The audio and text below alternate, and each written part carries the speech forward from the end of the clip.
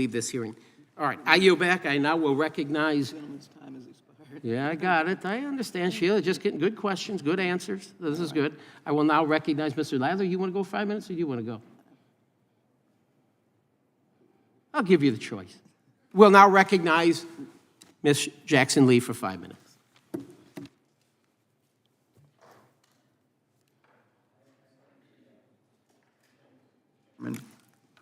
And I thank the ranking member. Mr. Chairman, Mr. Director, you have a lot of responsibility, and it's even increasing in light of the rising threats that we have against the judiciary. Let me find out how you are trying to implement the President's executive order, both former President Obama and President Biden, on the private prisons. And how many you have remaining, and what are the firewalls that you're using to ensure the constitutional safety of our prisoners? Thank you, Ranking Member. As of now, we are in complete compliance, we believe, in the executive order with regards to private prisons. With the tremendous work of my team, we have ended the use of 7 private prisons and reduced the population inside use of private prisons, if I may say. We are still operating 5, but we are moving forward in full compliance with this order. And so you're operating in 5, and they're located where? I'd have to come back, Ranking Member, to give you the exact locations, but we still have 5. And do you know what the guesstimate of the total detainees would be in those 5? Right now, the total population of detainees we have in private prisons is about 6,400. Okay, and are you to affirm that you're doing everything you can for the safety and security, but also, again, the constitutional protections that they should have? Yes, we are, and we are still working with the districts to make sure that we do inspections, that we are still taking full responsibility for the treatment of our detainees, whether they're in private prison or others. And so we would continue to work with the districts in the field to make sure that the standards are being met. So my friend from Texas indicated incident that it is not your facility, obviously, and you have inmates in other facilities. How do you manage that when there are potential complaints against inmates in other facilities, detainees in facilities? You have jurisdiction over the detainees, that the facility is not yours. How do you respond to safety and security and constitutional protection? Thank you for the question. We have a couple of things. One, each district, as mentioned, we have 94 U.S. Marshals, 1 for each judicial district that are presidentially appointed. They are responsible for the facilities, oversight the facilities in their district. We also have thousands of career professionals who do a tremendous job in holding these facilities accountable. We have some over 1,800 facilities that we use. So we have processes in our agreement with them that they're to meet federal detention standards. We have processes in which we will conduct inspections, some announced, some unannounced, to make sure they live up to these standards. But we also work very closely with the people that run our facilities. And a large percent of them, about 50%, are run by our sheriffs around the country, who we work very closely with to make sure that we're always living up to the conditions of confinement. And Ms. Davis, do you consider full compliance on the executive order, even though you have 5 remaining facilities, private prisons? Are you in dialogue with the DOJ to say that that is in compliance, so you have a certain deadline of moving forward? Yes, we are at full compliance because we have ceased the use of 7 and removed all of our detainees from them. We have 1 that will be coming to an end, which we will not renew. When it does end, we have not renewed any new additional private contracts.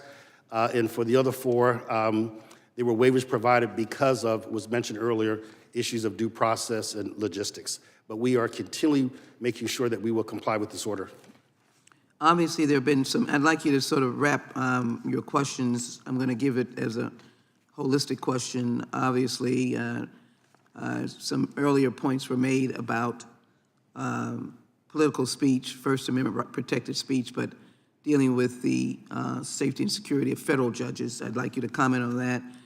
Even SCOTUS to indicate whether you have in any way diminished your protection of those jurors, and then to respond to my concern on the continuing threats and attacks on our Judges Act legislation we're proposing for dealing with the safety and security of state judges. So if you can speak to the protection of judges from SCOTUS to the federal, so that you can convince us that you've not diminished your service in any way, and then the importance of looking at judges in other jurisdictions. Mr. Davis. Yeah, thank you for that.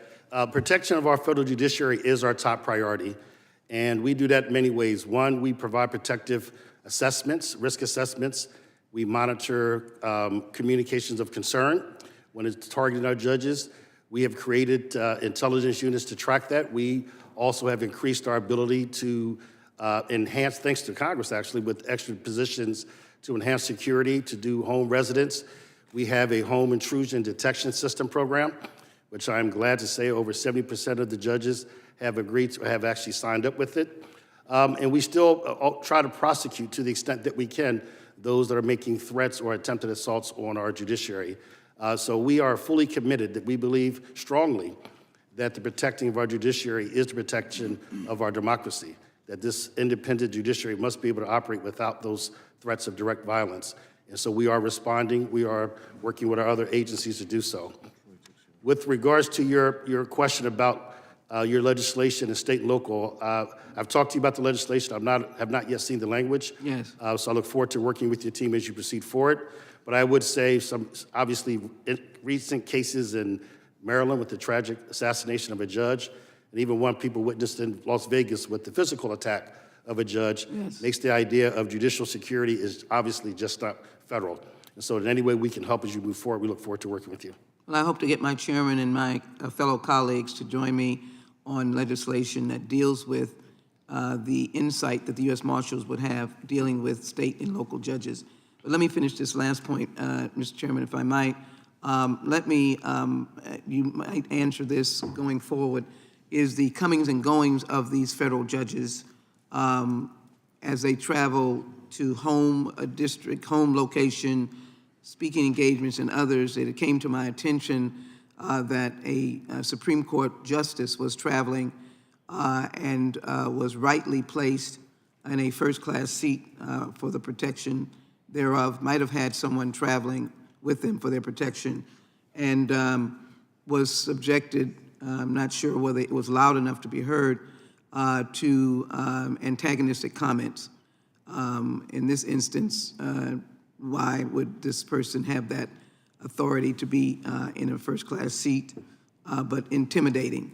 I want to raise this question, and I need you to think about as we go forward as to the travels and comings and goings, because our justices should not be subjected to that. Absolutely not. And we need to find a way to make sure there is complete protection of the comings and goings of our justices and judges. Gentlelady's time has expired. Thank you. I gave her, just so you know, I gave her a little bit of extra time because my surrogate took a little bit of time over his 5 minutes. And so we'll go back to the 5-minute rule now.